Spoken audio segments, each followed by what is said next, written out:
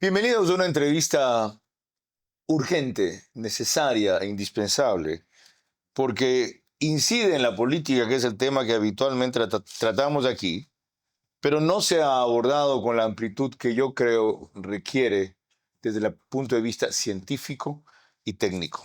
Nadie mejor para eso que Franklin Ormaza, PhD en química marina, consultor científico, oceanógrafo, entre otras cosas que recordaré más adelante. Permítame empezar poniendo contexto en el tema que vamos a tratar, que es cuán inminente puede decirse a estas alturas que es el fenómeno del niño. O peor aún, como el Washington Post tituló esta semana en un artículo, sería un super niño lo que se viene. France Press, AFP en español, nos ayuda con una reseña didáctica básica, pero indispensable para comenzar. El niño, en alusión al niño Jesús, es el término inventado por unos pescadores peruanos y ecuatorianos para nombrar un calentamiento de aguas que se repetía en la época de Navidad. Este fenómeno cíclico se ilustra por un desplazamiento de una masa enorme de agua caliente, que va de oeste a este en el Pacífico. El calentamiento de las aguas provoca una evaporación anormal que modifica los regímenes de vientos y transforma el ciclo de intercambio de calor y humedad entre el océano y la atmósfera. De esta manera se producen lluvias torrenciales y deslizamientos de tierra sobre la costa oeste de América del Sur y sequías en los países del Pacífico tropical oeste. El calentamiento de las aguas se extiende a grandes profundidades y bloquea la subida de sustancias nutritivas necesarias para la cadena alimenticia submarina y los arrecifes de coral. Al año siguiente se produce un fenómeno inverso en la misma región, la Niña. Son aguas frías que suben hacia la superficie y sus efectos devastadores para el clima pueden extenderse hasta Asia y América. El fenómeno del Niño se produce entre cada 3 y 7 años, pero cada vez es más violento. A fines del siglo XX aceleró su frecuencia y aún se desconoce la causa. Es imposible afirmar si este fenómeno se agrava con el calentamiento global. También es difícil predecir su aparición, aunque puede detectarse unos meses antes.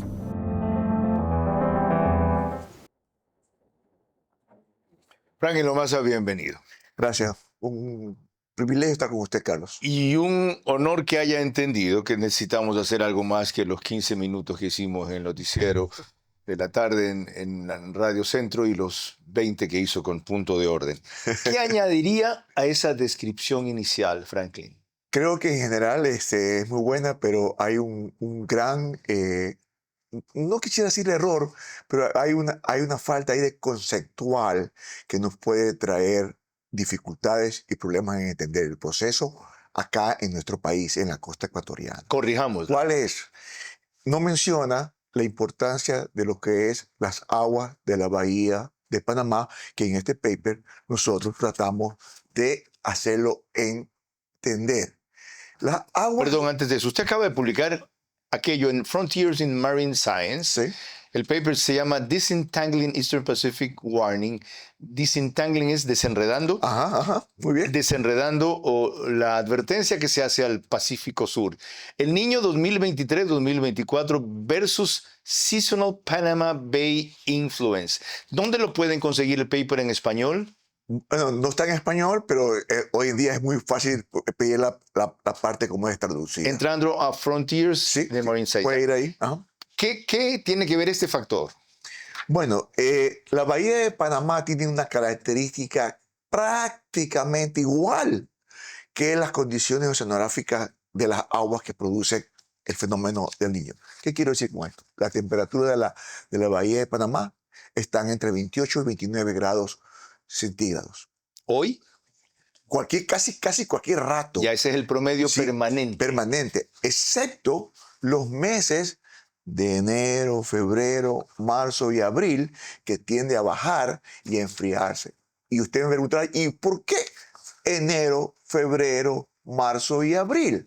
Porque durante esos meses esa agua es empujada por los vientos alisios del Atlántico. Pasa el Istmo de Panamá, empuja esa agua. ¿Pasa Centroamérica? No, la dirige para acá. ¿Ya? Pero el viento viene del Atlántico. Del Atlántico.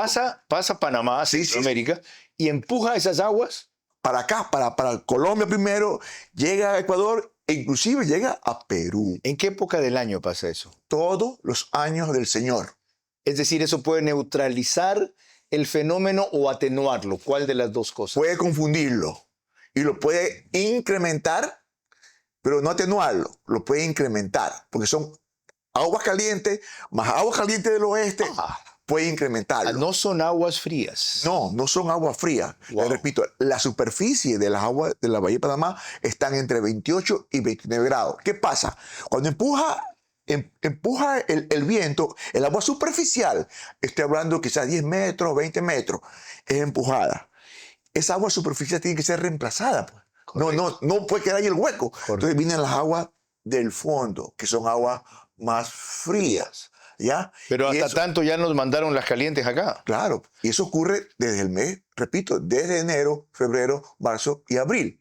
¿Ya? Eso está ahí. Todos Siempre- los años. Por eso tenemos el invierno nuestro. O sea, gracias a eso tenemos la estación invernal. Así que si se calienta el agua aquí en esos meses, me refiero al agua del océano, no es nada nuevo, no es nada. Ahora bien, puede ser ligeramente más intenso o menos intenso. Nada más. Lo del niño es otra fuente de energía. Esa energía del niño nace allá al oeste, en el Pacífico Occidental, y por los vientos es empujada hacia nosotros y a través de las famosas ondas Kelvin. Ya, ahí decía dos cosas adicionales. Que el fenómeno antes era cada 7 u 8 años y últimamente no saben por qué, a raíz de la finalización del siglo XX, se ha convertido en mucho más frecuente. ¿Es cierto? No, yo diría que no, yo no he encontrado eso. Quizás está más afinada la situación, la medición, pero yo no he encontrado eso.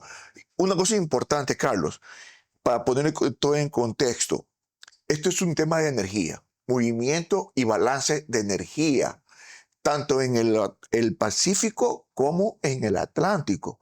Ojo, porque nuestra vida meteorológica es afectada por el Pacífico y, como le acabo de explicar, por el Atlántico. Ya, energía, ya que fuimos a eso, provocada o movilizada o influida, ¿por qué? Por la rotación de la Tierra, por las manchas del Sol, por el ciclo de los vientos y las corrientes, por todo al mismo tiempo. ¿Qué principalmente incide o regula allí? Muy bien, muy bien. Buena e inteligente pregunta. Los vientos generalmente en la zona ecuatoriana, pongámonos primero en la zona ecuatoriana, soplan desde el sur durante 9 meses. Ujú. Esos vientos, por efecto de lo que se llama, por algo que se llama efecto Coriolis, por la rotación de la Tierra, que usted muy bien lo acaba de notar, tornan hacia el oeste. ¿Y qué pasa? El sol alumbra todos los días da energía, la energía se acumula en la superficie del océano. Entonces, esa agua superficial es empujada hacia el oeste, todo se mueve hacia el oeste. Se mueve agua caliente, agua con energía, se mueve energía, Energía. se mueve al oeste. Y en el oeste, Correcto. y en el oeste se forma la famosa piscina caliente del Pacífico. Es una piscina enorme, caliente, Ajá. donde está 29 y 30 grados y se está acumulando siempre la energía ahí. Llega un momento en que la energía acá tiene que ser balanceada. Entonces se traslada para acá. Ok. Ese es el origen de la energía del niño, digamos. Ok. Ahora bien, con lo de la vía de Panamá ocurre algo parecido. Durante todos los 8 meses, 10 meses, desde mayo hasta diciembre, se tiende a acumular energía ahí también. Esa energía también tiene que ser balanceada. Pues. Entonces, ¿cómo la equilibra? Moviendo la energía que está en la vía de Panamá hacia acá. Entonces, el mar es una maravilla. Entonces, se mantiene equilibrado. Todo siempre está equilibrado. En los meses de verano, mayo a diciembre, en nuestras aguas, los vientos del sur, que la acabo de explicar, sacan el agua caliente y se es reemplazada por las aguas subsuperficiales, la famosa corriente de Humboldt, y al oeste de Galápagos, la corriente de Cromwell. Y eso, ¿sabe qué? Es la maravilla de nuestro océano. Qué fascinante entender esto con amplitud y qué importante no quedarnos en algo que conversábamos hace un rato con él como académico, en solamente informarse, sino en aprender. A eso vamos a contribuir en los próximos 60 minutos para entender las probabilidades de que ocurra aquello que ha tomado o llevado a tomar una decisión muy importante que tiene al Ecuador político corriendo, pero que debería tenerlos a ustedes preparándose y a las autoridades organizándose para la eventualidad más importante. No que esto afecte en sus votaciones, que esto afecte en sus vidas, sus propiedades, sus cultivos, sus chakras, su economía.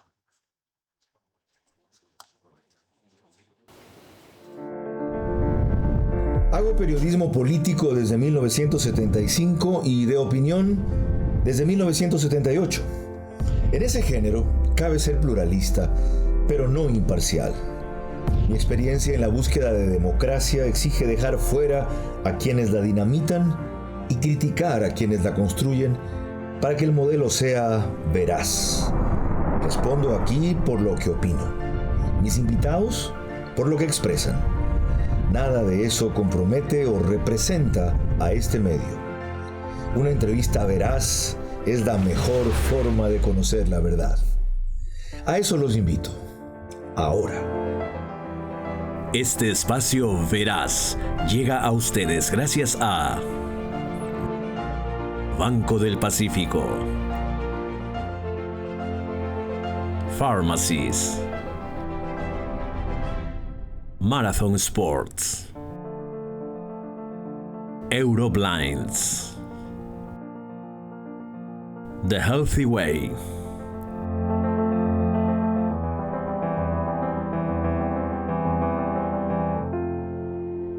Empezamos esta entrevista que corresponde al programa 334 de la octava etapa de Veraz con Franklin Ormaza, en cuyos antecedentes me detengo brevemente. Él es Doctor in Philosophy del Marine Chemistry, Universidad de Southampton, Inglaterra. Es Máster en Science del Marine Chemistry, la Universidad de Southampton, también de allá. BSc en Oceanografía de la Escuela Superior Politécnica Litoral, SPOL, donde es académico también. Antes estaba en la Cámara Nacional de Pesquería como consultor científico, en la FAO como experto y consultor en acuicultura y ciencias del mar, consultor científico independiente de gestión de ciencias marinas y acuacultura, subsecretario de Recursos Pesqueros, máxima autoridad de la gestión de pesca y acuacultura en Ecuador, en el Instituto Nacional de Pesca, INP, en el Centro Nacional de Investigaciones Marinas, CENAIM, y en el Instituto Nacional de Pesca, INP. Profesor e investigador titular del SPOL de la Universidad de UES, y evaluador, revisor de proyectos de artículos científicos internacionales. Tradúzcame todo lo que dijo antes. En cuanto a probabilidades, el análisis que usted ha empezado a hacer significa, aunque usted es claro que recién después de mayo o junio se puede hablar con seriedad de esto, que las probabilidades son o no las que dice la NOAA, porque aquí la NOAA es como la Biblia. ¿Qué dice la NOAA? Transición a corto plazo. Se pronostica una transición de las condiciones actuales de la niña a un estado enso-neutral en los próximos meses, según un boletín de marzo 12. Existe 55% de probabilidad de que estas condiciones neutrales predominen el trimestre de mayo a julio de 2026. Pero el inicio del niño, según la NOAA, tiene un 62% de probabilidad de que surja formalmente entre junio y agosto. Primero, ¿coincide o no? ¿Y qué significa surja? ¿Que ya se caliente el agua? ¿Que ya empiecen las condiciones aquí? ¿Cómo entender esto? Ya, si usted me permite solamente aclarar ciertas cosas, ¿no? Correcto. Para empezar conceptualmente, cuando a usted le hablan de probabilidad, ¿saben lo que piensa la gente? ¿Saben lo que pensamos? Que va a ocurrir. No, que es una posibilidad. Ya, No, okay. Y cuando no hay probabilidad, si dice 62%, significa que 38% no ocurre. Eso no vemos. O sea, vemos el vaso. Correcto. No vemos el vaso entero. 2/3 partes solamente lleno, sino la tercera. Ok. Eso, o sea, para empezar. O sea, eso es inconsciente y eso es lo que todo el mundo piensa. Por eso la alarma. La NOAA está clarita y no hay declaración oficial más objetiva que esa de la que he visto. Primero entramos a transición.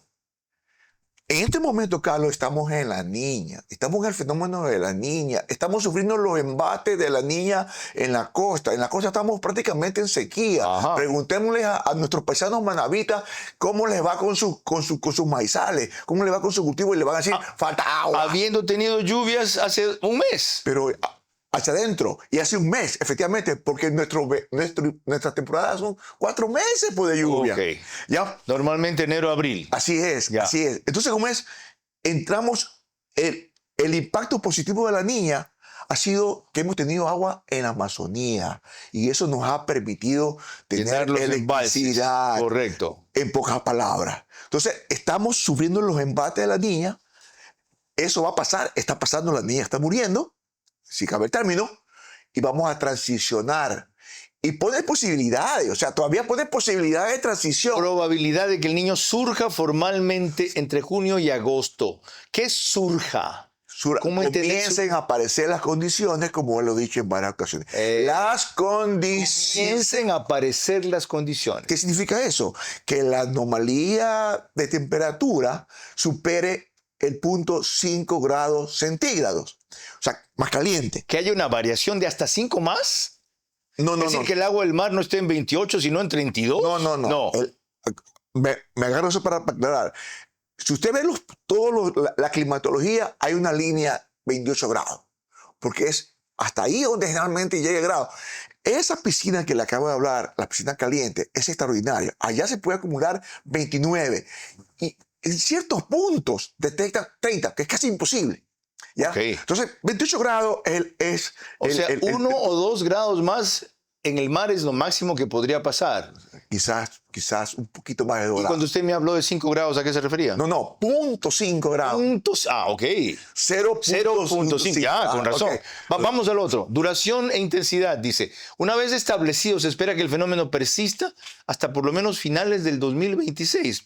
O sea, según estas posibilidades, ¿el niño comenzaría en el segundo semestre de este año? Comenzaríamos, mire, mi opinión, que vamos a empezar a calentarnos por encima de las condiciones, o sea, 0.5, que es el umbral oceanográfico para el niño, porque hay que ver otros umbrales. Ya, pero a la vez usted dijo que eso, con seriedad, solamente se puede decir después de mayo o junio. ¿Por qué? Porque tiene que transicionar. ¿Qué es transicionar? Pasar de la niña, estado neutro negativo, estado neutro positivo, y ahí comenzamos a tener las condiciones del niño oceanográfico. Ok, entendido, ¿ya? Por lo menos yo. Espero que ustedes también. La repercusión e implicación que esto tiene, no necesito contárselas. Sí recordarles que nos pueden seguir por estos medios. Facebook y YouTube de Carlos Vera. En Extreme, Vito TV, o canal 15 o 709, si prefieren alta definición. En DirecTV el canal es 194, corresponde a Manavisión. En ambas cableras, cerca de 25,000 hogares se conectan en directo a esta hora. En Estados Unidos se unen entre 15,000 y 18,000 más por Macro Digital, que nos pone también en Hispasat de España, en 23 de 24 provincias del Ecuador, en una calera de Colombia, en otra de Perú, allá es Lima, Zapping, canal 129 y 152. Mañana hay elecciones en Perú, eso lo haremos la próxima semana. Mañana domingo, por si acaso. De ley Keiko está en la segunda vuelta. Quien la acompaña va a ser la lotería. Puede que Álvarez. Es decir, será cómico otra vez el resultado de la final en el Perú. Yendo a radios, las dos de mayor cobertura nacional, Caravana, 750M, Di-Blue, 88.9 FM. Cuando culmina la cobertura del fútbol, normalmente ellos los ponen 21:30. En Imbabura y Carchi, Alborada, pasa el programa, en 90.3 FM, y el único reprise lo hace Extrema, 92.5 en Ambato para Cotopaxi y Tungurahua. Ok, prosigamos. Yo estoy fascinado con esta cuestión. El señor es Montubio como yo. Es manavita, es de Calceta, eso me faltó contarles. Ahora, miren lo que esto causó por parte del CNE, que es a lo que me refería, la repercusión política.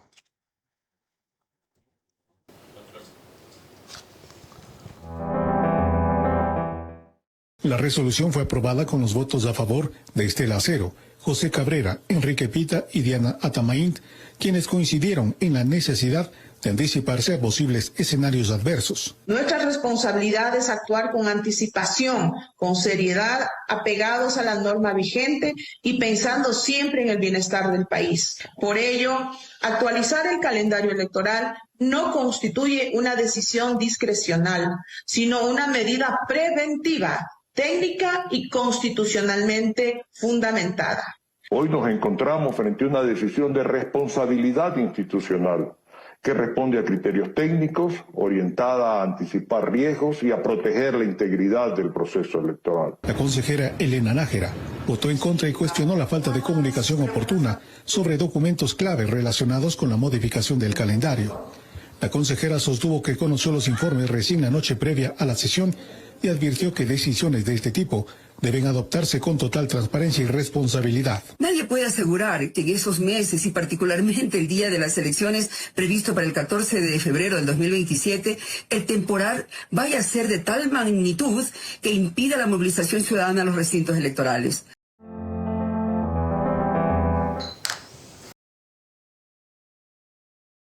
En efecto, nadie lo está asegurando. Nadie puede asegurarlo. No lo hace aquí inclusive un experto que nos está proporcionando las variables científicas y técnicas bajo las cuales debe analizarse esto. Y la presidenta del CNE usa una palabra adecuada: anticiparse. Eso están haciendo a escenarios adversos, probables. Ahora, lo que a mí me desconcierta es que de los elementos de juicio aparecidos desde entonces hasta ahora, lo más probable, si hay un niño fuerte, es que sea justo en la época en la cual creían que las elecciones debían darse, que es noviembre. Usted que habla bien inglés. What are the odds today, dirían los gringos. ¿Cuáles son las probabilidades de, queriendo hacer lo mejor, resulta que las programaron donde va a ocurrir lo peor? The probabilities is a field where you can find real trouble. Las probabilidades son un miedo, un recelo en donde realmente usted se puede encontrar con problemas. ¿Qué quiere decir? No puedo decir porque Claro. La definición de probabilidad siempre es que ocurra o que no ocurra. Lo que usted acaba de explicar. El vaso, hay que ver el vaso completo, no solamente la parte del vaso que está lleno. ¿Okay? Entonces, lo de la NOA me parece a mí espectacular. Eso es lo más preciso. Es lo mejor. Eso es responsable. Es responsable la definición. Hablar de que habrá una transición primero, usted lo aclaró que estamos realmente en la niña. Sí. Ok, hay que entenderlo. Si veamos una cosa más. Edwin Pinto, quien es directivo del INOCAR, antes fue gerente científico de la Comisión Permanente del Pacífico Sur, tiene un PhD en oceanografía, dijo recién en punto de orden algo que me llamó la atención, que en cualquier caso de un superniño no se puede hablar.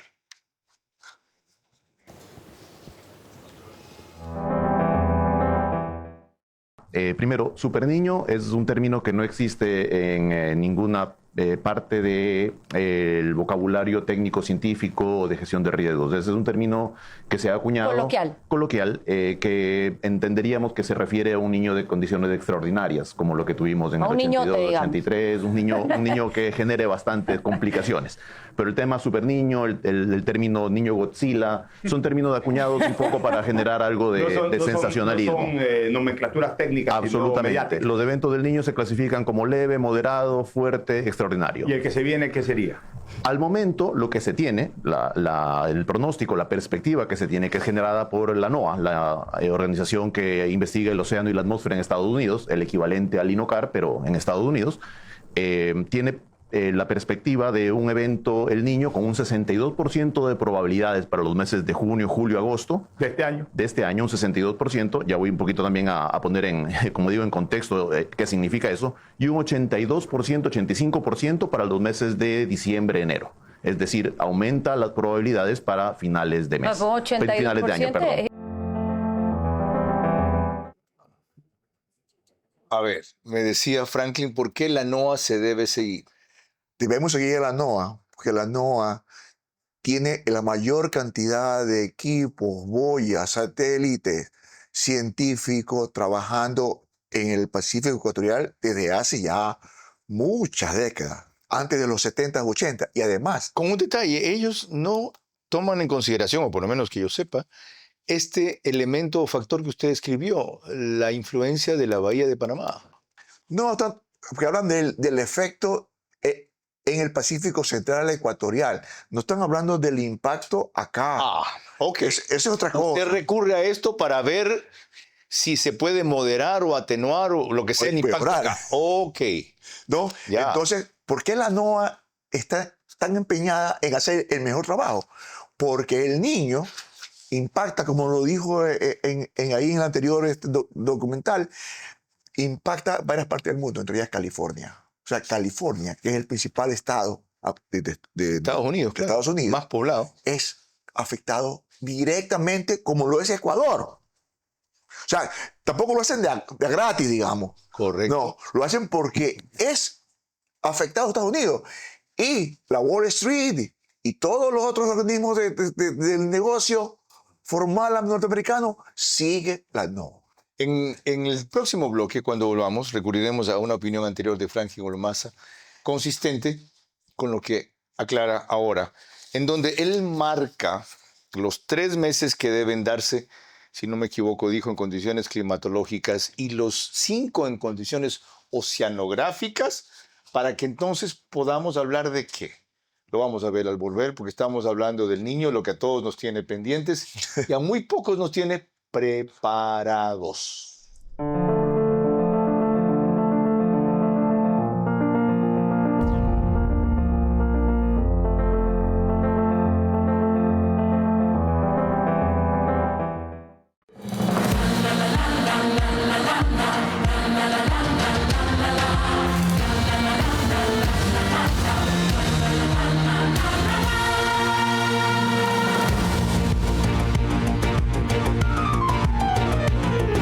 Si tú buscas un amigo que te hable de verdad, aquí estamos, te escuchamos, te queremos ayudar. Y crecemos y soñamos y debemos avanzar. No te rindas, no descanses y ahora somos mucho más. Este es tu banco, cada día crece más. Nuevo Banco del Pacífico, más moderno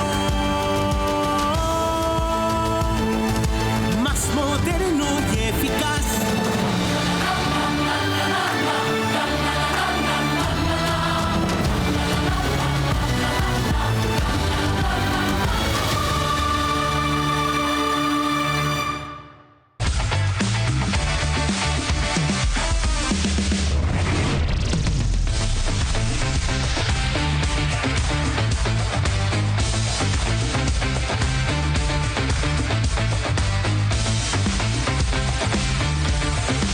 Para las mejores promociones, siempre ahí está Farmacias. Ahí está Farmacias.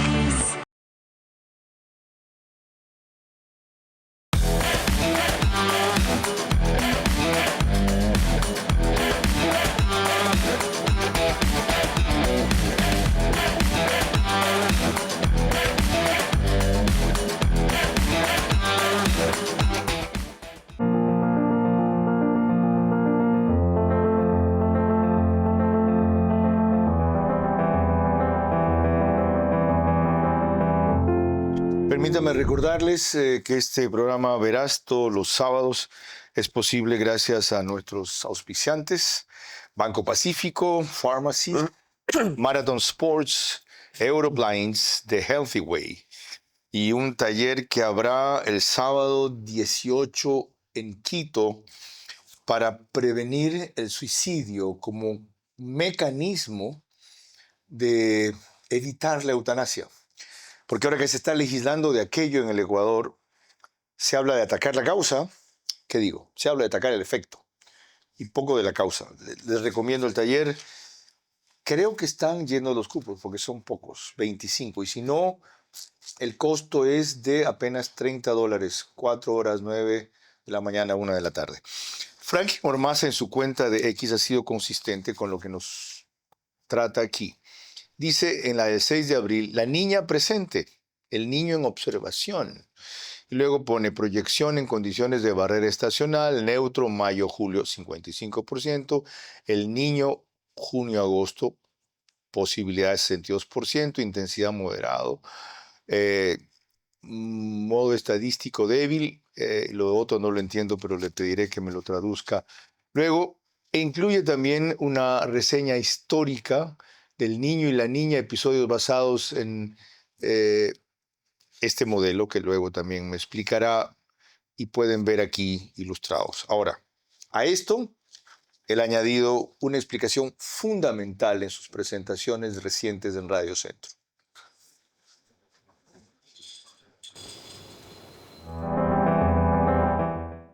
Es un evento que se mide, se determina, se estudia en Pacífico Central Ecuatorial, a 8.000 kilómetros más o menos al oeste de Ecuador. Galápagos está a 800, para que la gente tenga una idea.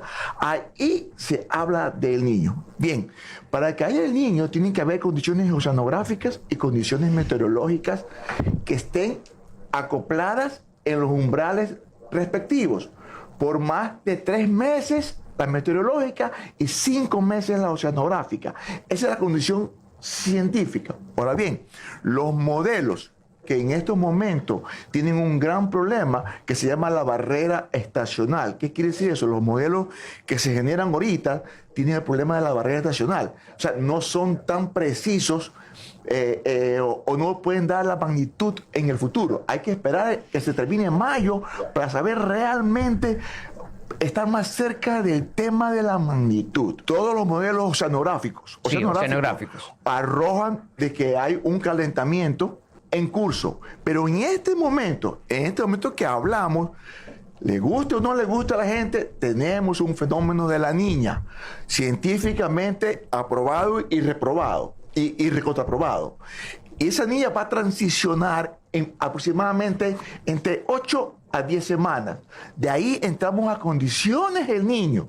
No el niño, condiciones del niño. Es decir, el mar se pone más caliente, ¿ya? Ese mar tiene que estar más caliente por encima de un umbral por 5 meses para poder declarar el fenómeno del niño. Como ven, lo repito, lo reitero, sí, ¿por qué? Primero, solo lo que se repite se fija. Uno es ninguno en comunicación. Uno es ninguno. Segundo, para ver la coherencia y la consistencia del Señor. Dice lo mismo respecto a lo mismo entonces y ahora. Tercero, lo que a mí me queda pendiente es averiguar. Esos 3 meses de condiciones constantes en lo climatológico y luego los 5 meses de condiciones constantes en lo oceanográfico, ¿a qué periodo corresponden? ¿Cuándo se empiezan a medir los 3 meses de lo climatológico? Bien, la energía que hablábamos hace un rato, Carlos, esa energía se traslada de oeste a este mediante un mecanismo que lo impulsa, son los vientos.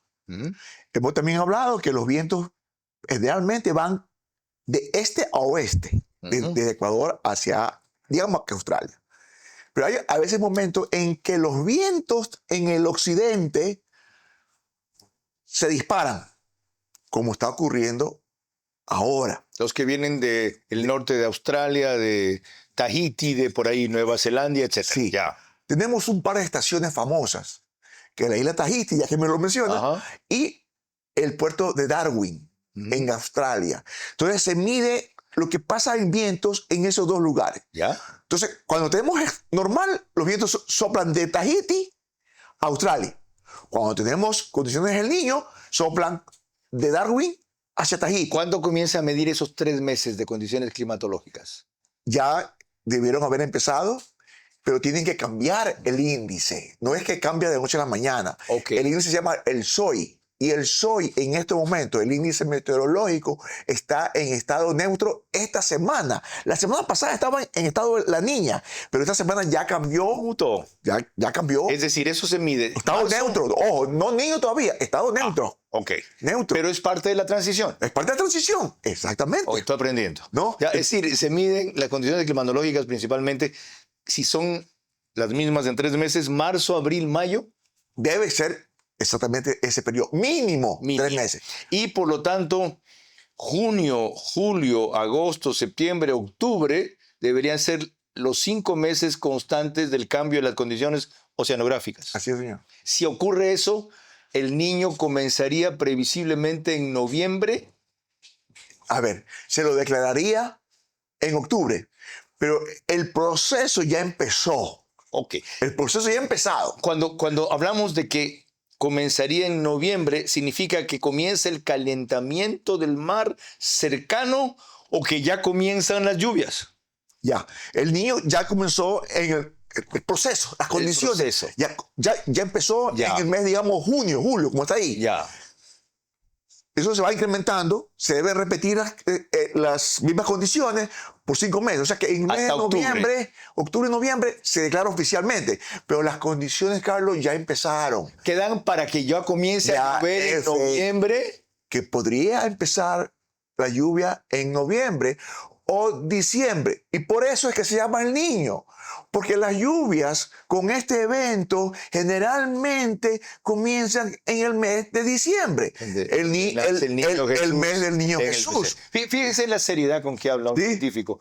Podría comenzar en noviembre si se dan lo que acabo de decir. Cuando volvamos, vamos a recordar qué pasó, especialmente el 97-98, y para mí me marcó tanto porque estaba de director alterno por Chile y Ecuador en el Banco Interamericano de Desarrollo y me tocó coordinar con un enemigo político mío, extraordinario alcalde de Guayaquil, la ayuda que iba a dar el BID a su municipio.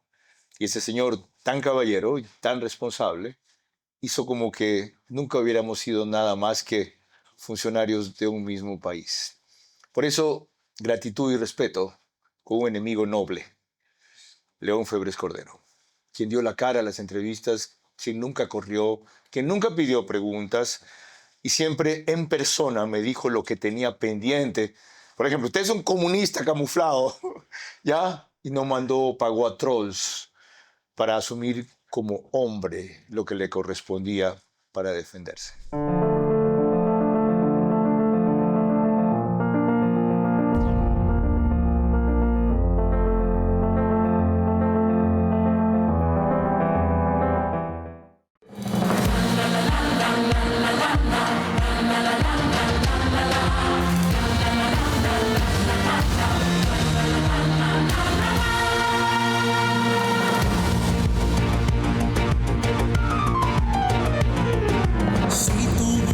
Un amigo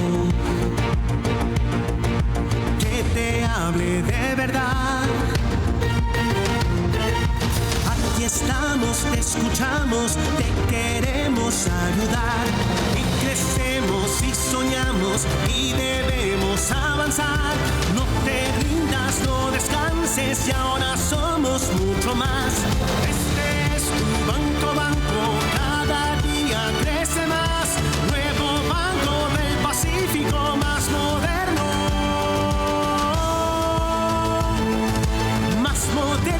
y eficaz.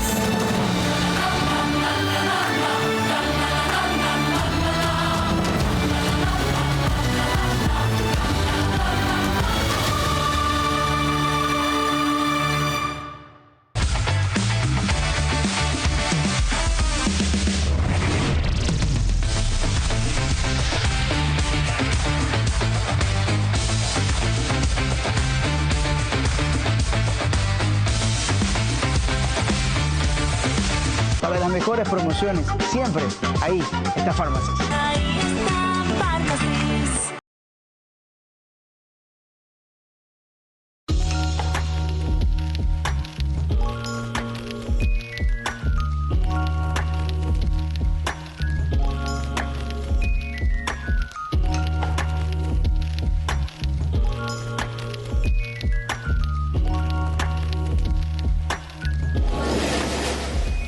Oro Blinds. Cortinas, persianas, toldos.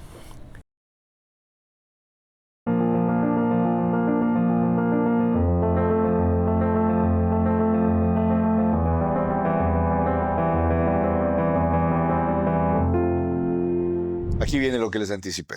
Recordemos en esta nota el niño con las dimensiones que tuvo el 97, 98 y lo que a propósito de eso dice allí el capitán de navío Carlos Zapata del INOCAR.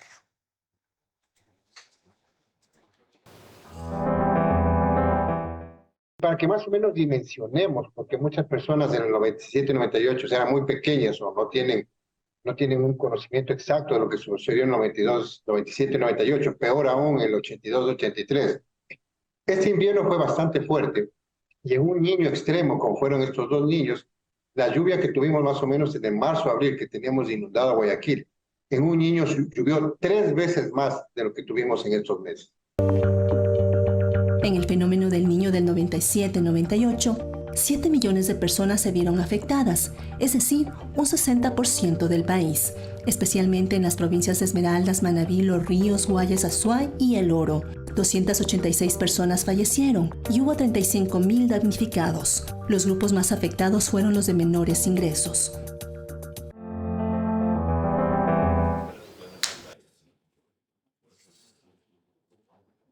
Franklin Ormaza, usted me recordaba que hubo uno peor. Efectivamente, han habido varios muy importantes. En 1925 hubo un gran evento que no está registrado aquí en la prensa, pero sí en la peruana, y he tenido oportunidad de leer.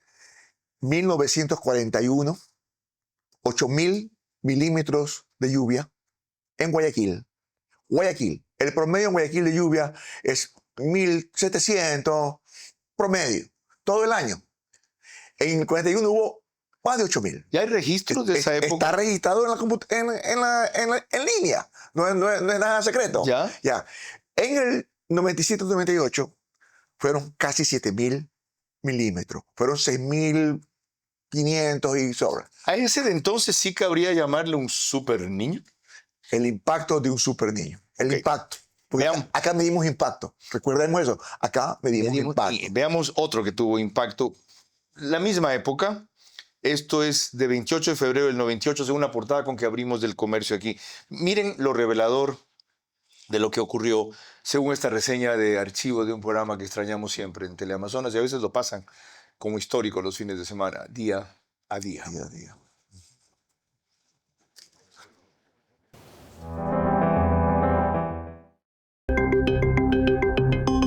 La afectación también incluyó el incendio de Esmeraldas, provocado por la ruptura del oleoducto y el derrame de petróleo que se produjo a causa del deslizamiento de una de las elevaciones de la localidad por las abundantes lluvias. A finales de febrero de 1998, 16.000 barriles de petróleo descendieron hasta el río Teaone, que desemboca en el río Esmeraldas, causando una gran explosión.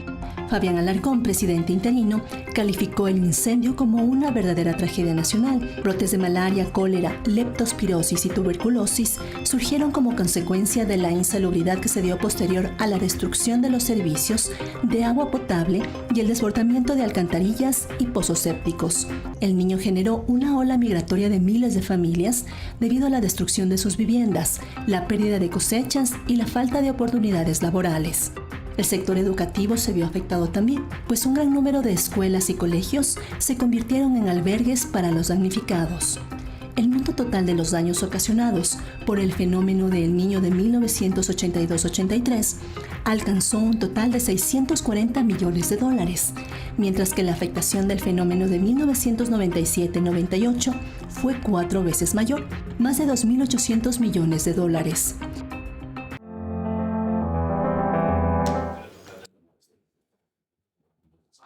Ante esas probabilidades, ¿qué recomendaciones caben, Franklin Ormaza? Que hemos visto que la repercusión no solo es en vialidad y agricultura. Bueno, realmente ahorita estamos, si ocurre un invierno fuerte, llamémoslo un invierno fuerte, ¿ok? Que empieza en el mes de diciembre, como producto del Niño en medio Pacífico. Yo creo que estamos en una situación débil de lo que he visto, por lo que he visto en los últimos tiempos. Es decir, impreparados. No estamos preparados, estamos en peores condiciones. Estamos en peores condiciones o condiciones más débiles que en el 1998. Una razón, deforestación. Deforestación. Hemos deforestado de manera inclemente, irresponsable, increíble, no solamente la costa, sino también la ladera de los Andes, tanto oriental como occidental, y la Amazonía. Qué grave realidad. 30 años después, estamos con menos posibilidades de resistencia o de atenuar efectos, entre otras cosas, porque nunca se reforestó riberas de los ríos, principalmente, montañas. Y peor de todo, que se usa los cauces o las riberas de los ríos para ubicar negocios, para ubicar casas, para ubicar comunidades enteras. Las playas no son respetadas. Hay un montón de carreteras que no debieron haberse sido construidas nunca. Doy un ejemplo. ¿Ya? La carretera que es cortita, para la que va de Salinas a Punta Carnero. Eso es una irresponsabilidad. Eso está sobre la duna. Cierto. Eso está sobre la duna. Ese desvío que se hace para llegar más rápido y que termina en Punta Carnero. Así es, señor. ¿Qué es sobre la duna? Esta es la parte final que tiene el mar. Hasta ahí llega el mar. Con razón ahí se ven unas lagunas. Pero por supuesto, yo le digo, eso se va a ir. Dios santo. ¿Y sabe qué está ocurriendo? ocurriendo? Eso nomás. Eso se va a ir. O sea, no estamos preparados porque nos hemos despreparado. Nos hemos despreparado. Mal uso de suelo. Cuestión ciudadana. La ciudadanía no entiende que tiene que prepararse. Y aquí aprovecho la oportunidad para decirle que debemos prepararnos siempre. No solamente ante este evento. Todos los noviembre y diciembre, debemos tomar previsiones, limpiar las veredas, limpiar la parte de la carretera, limpiar los cauces de los ríos en lo posible. ¿Usted qué ve en los ríos? Usted ve basura acumulada. Y asolvamiento. ¿Sabe qué veía yo cuando veía el río Carrizal que traía palizada? Era basura palizada verde. O sea, era evidentemente palizada nueva, no era palizada vieja. Pero usted ve ahora basura en las palizadas. Ok, ¿no? La advertencia está puesta. ¿Ya? Y el Ecuador no solo debe prepararse como han empezado a hacer los políticos. Hoy hubo una conferencia de Jaime Nebot, aunque él dijo que sí, que en Guayaquil, en esa línea para organizar la reacción del Ecuador en otro plano. Y en el personal, y en el agrícola, y en el de vialidad, y en el de deforestación, y en lo que no se puede arreglar ya, cómo por lo menos se puede atenuar. Bueno, la advertencia temprana debe servir para eso también. En el mejor de los casos, que haya un niño leve, o el poco probable que no haya, esas obras sirven. De esto último hablaremos al volver. Y dejo la pregunta planteada para Franklin Urmaza. Niño habrá.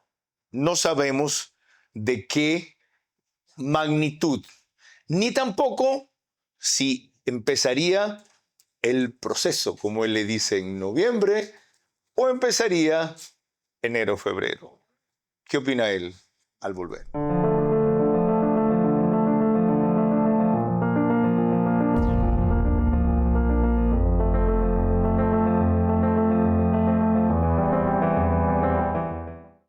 Si una paciente tiene síndrome metabólico, ¿cuál de todos tus LP1 utilizarías?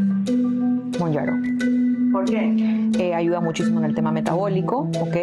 Y aparte me genera no tantos síntomas adversos en el paciente, no hay muchas náuseas ni asco a la comida, entonces puedo trabajar en los hábitos del paciente en donde me coma sus 3 comidas, sea una dieta hiperproteica, que no me deje de comer mucho, y a nivel de exámenes es donde he visto la mayor mejoría a nivel metabólico.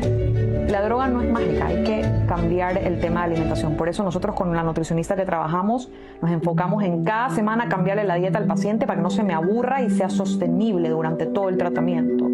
¿Okay? Entonces, pero sí puede perder, hay pacientes que me han perdido hasta 8 libras la primera semana y luego 4, siempre viendo el tema de no perder músculo, sino grasa y que el paciente me coma. Tiene que estar atrás del paciente que tiene que comer sus comidas. The Healthy Way, el camino saludable.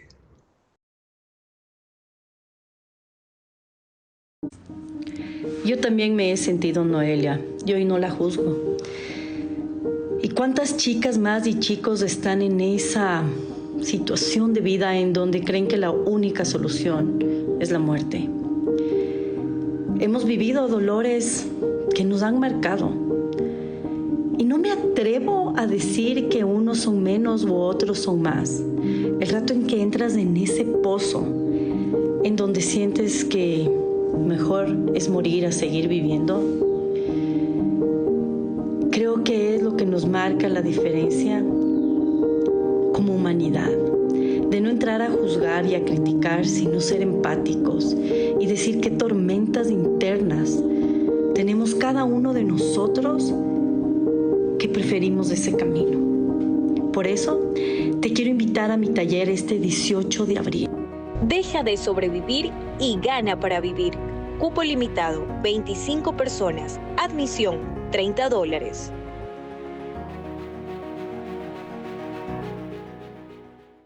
A las 22 horas. El Ecuador es responsable de lo que sucede en su territorio. Nosotros no vamos a endosar nuestro problema a ningún otro país. De lunes a viernes y domingos. Cuando yo estoy utilizando equipo tecnológico, si tengo la ciudad desierta, para mí es más fácil utilizar ciertos equipos. Tengo información más limpia. Entrevistas que hacen historia. Alguna vez atendí a una paciente con cáncer terminal también y me dijo, doctora, todos los pacientes que nos diagnostican deberían venir al psiquiatra. Yo sé que me voy a morir, pero mire, mis hijos no me van a ver más con esta tristeza.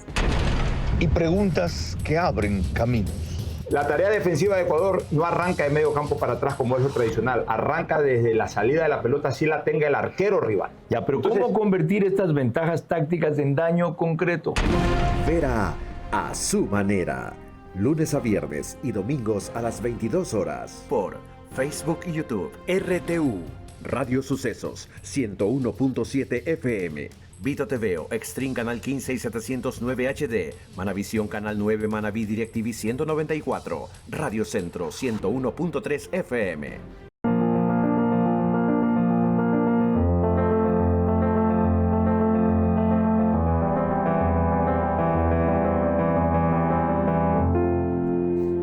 Concluye esta apasionante conversación, sobre todo ilustrativa, con Franklin Ormaza, esta entrevista educativa, permítanme la arrogancia por parte de él, no por parte mía, con una inquietud que dejé planteada y otra en la cual conversamos mientras estaban los auspiciantes que él quisiera insistir. Primero, la planteada.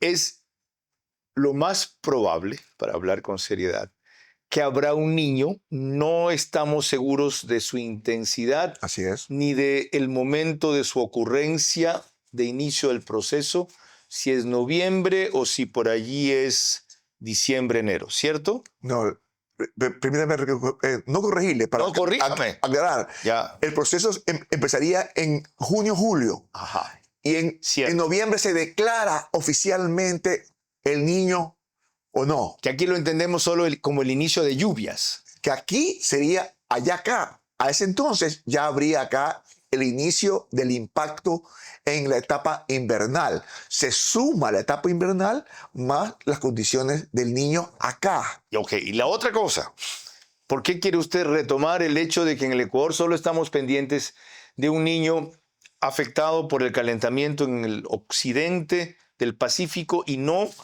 por este estudio tan interesante que he citado, que he recomendado, que he mostrado, en donde Franklin Ormaza recuerda que hay otro factor que tiene que ver, él dice bien, con un invierno fuerte, no lo llamemos niño, que es lo que ocurre en la Bahía de Panamá. Efectivamente, la Bahía de Panamá puede hacer cosas que no nos imaginamos. Le recuerdo, la niña del 2016 era niña, declarada niña. Usted va a los registros que he publicado, hay la niña. En invierno del 2017 casi desaparecemos. La cantidad de lluvia que hubo en ciertos momentos en Perú. Es verdad. ¿Y cuál fue el problema? Una invasión más intensa, más temprana de las aguas de la Bahía de Panamá. Ajá. Y hay que recordarle a la gente de Ecuador que nuestro invierno, nuestra etapa invernal, se la debemos a las aguas de la Bahía de Panamá, que son empujadas por el Atlántico, por los vientos alisios del Atlántico que pasan en el Istmo de Panamá. Empujan esa agua caliente y gracias a ello tenemos todos los inviernos, enero, febrero, marzo, abril, agua caliente aquí. Agua caliente implica evaporación, evaporación implica lluvias, a veces más intensa, a veces menos intensa. Ingeniero Franklin Ormaza, gracias por su presencia, por sus conocimientos, por la paciencia que se ha tomado y tenido para respuestas llenas de dos cosas, responsabilidad y sabiduría. La meta está cumplida. Por algo este señor tiene los antecedentes profesionales que cité al principio. Y como orgullo personal les digo que es manabita. De calceta. Montubio como yo, solo que él es un Montubio ilustrado. Ya lo único que tenemos en común es que ambos hablamos bien inglés. En lo otro, los políticos empezaron a prepararse para la parte que les corresponde. ¿Y ustedes? ¿Los ciudadanos? No solo para votar si se confirma esto por parte de la Corte Constitucional para noviembre, o si lo echa abajo y lo deja para febrero. No solo para votar. Para tomar las precauciones del caso en su pequeña o gran dimensión. Pequeña, normalmente lo urbano creemos que es lo menos afectado. Ya vimos cómo no en algunos casos. Usualmente lo rural es lo más afectado. Y las autoridades seccionales solo están preocupadas de quién los va a suceder o cómo se van a reelegir y no cómo van a proteger a sus pueblos. Y el gobierno, principalmente el Ministerio de Transporte y el de Agricultura, tienen mucho que hacer, mucho que prevenir, mucho que atenuar, mucho que cuidar, aunque nada que resolver, nada. Y lo dijo Franklin Ormaza, entre otras cosas, por lo que hemos dejado de hacer en 30 años, que es reforestar el país. Bueno, ahora a enfocarnos en lo otro, de lo cual en este programa político vamos a hablar la próxima semana, hemos hablado antes, hablaremos siempre. La conquista y el cumplimiento del poder. Y en cuanto a la protección de la vida, ustedes primero, no confíen en los demás y las autoridades después. Buenas noches.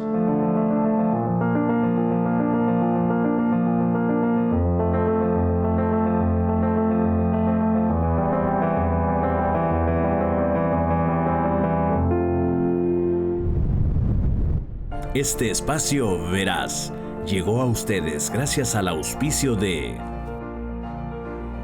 Banco del Pacífico, Pharmacies, Marathon Sports, Euroblinds, The Healthy Way. Transmisión simultánea, Vito TVO, Manavisión, Macro Digital Televisión, Caravana 750 AM, Tiblu 88.9 FM, Alborada 90.3 FM Imbabura, Extrema 92.5 FM en Tungurahua y Cotopaxi.